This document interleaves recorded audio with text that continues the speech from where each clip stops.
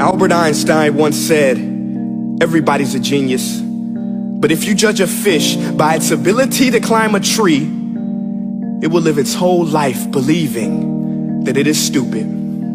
Ladies and gentlemen of the jury, today on trial we have modern day schooling. Glad you could come. Not only does he make fish climb trees, but also makes them climb down and do a 10-mile run. Tell me, school, are you proud of the things you've done? Turning millions of people into robots, do you find that fun? Do you realize how many kids relate to that fish swimming upstream in class, never finding their gifts, thinking they are stupid, believing they are useless? Well, the time has come, no more excuses. I call school to the stand and accuse him of killing creativity, individuality, and being intellectually abusive. He's an ancient institution that has outlived his usage. So, Your Honor, this concludes my opening statement, and if I may present the evidence of my case, I will prove it. Proceed. Exhibit A. Here's a modern day phone. Recognize it? Here's a phone from 150 years ago. Big difference, right? Stay with me. Here's a car from today, and here's a car from 150 years ago. Big difference, right? Well, get this. Here's a classroom of today, and here's a class we used 150 years ago. Now ain't that a shame? In literally more than a century, nothing has changed. Yet you claim to prepare students for the future? But with evidence like that, I must ask, do you prepare students for the future or the past? I did a background check on you and let the record show that you were made to train people to work in factories, which explains why you put students in straight rows, nice and neat, tell them sit still, raise your hand if you want to speak, give them a short break to eat, and for 8 hours a day tell them what to think. Oh, and make them compete to get an A letter which determines product quality, hence grade A of meat. I get it. Back then, times were different. We all have a past. I myself am no Gandhi. But today, we don't need to make robot zombies. The world has progressed. And now we need people who think creatively, innovatively, critically, independently, with the ability to connect. See, every scientist will tell you that no two brains are the same. And every parent with 2 or more children will confirm that claim.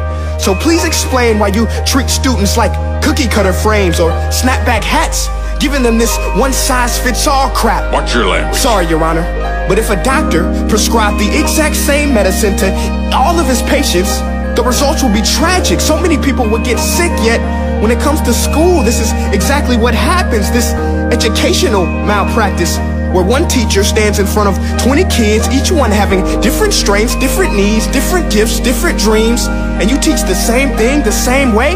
That's horrific.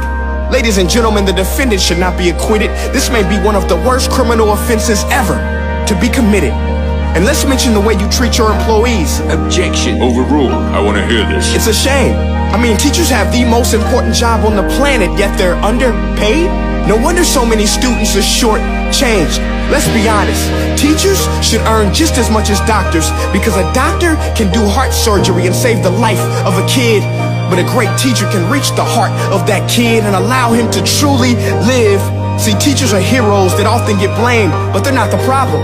They work in a system without many options or rights. Curriculums are created by policymakers, most of which have never taught a day in their life.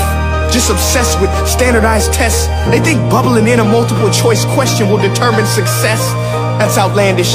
In fact, these tests are too cruel to be used and should be abandoned, but don't take my word for it. Take Frederick J. Kelly, the man who invented standardized testing, who said, and I quote, "These tests are too cruel to be used and should be abandoned." Ladies and gentlemen of the jury, if we continue down this road, the results will be lethal. I don't have much faith in school, but I do have faith in people.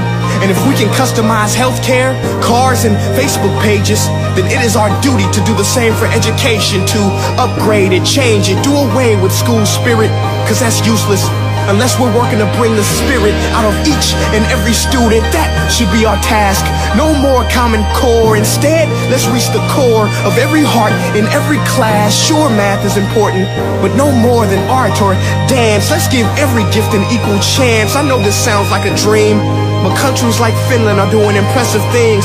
They have shorter school days, teachers make a decent wage, homework is non-existent, and they focus on collaboration instead of competition. But here's the kicker, boys and girls. Their educational system outperforms every other country in the world. Other places like Singapore are succeeding rapidly. Schools like Montessori, programs like Khan Academy. There is no single solution, but let's get moving. Because while students may be 20% of our population, they are 100% of our future. So let's attend to their dreams, and there's no telling what we can achieve.